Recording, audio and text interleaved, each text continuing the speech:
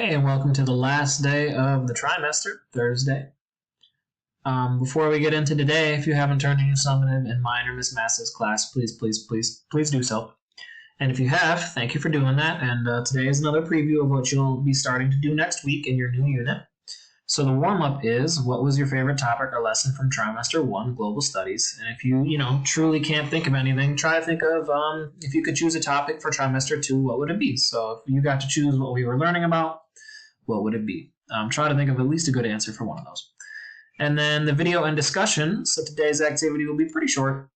Basically, you watch this video, it's about 5 minutes long, and then you are trying to answer 2 questions in the discussion below.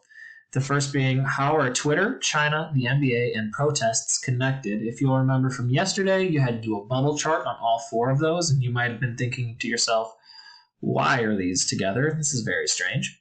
And then the second one, why is the China important to the NBA? Once you are done with that, you are done for the day. As always, feel free to drop into your teacher's Google Meet and get any help that you need. Hopefully you're doing all right.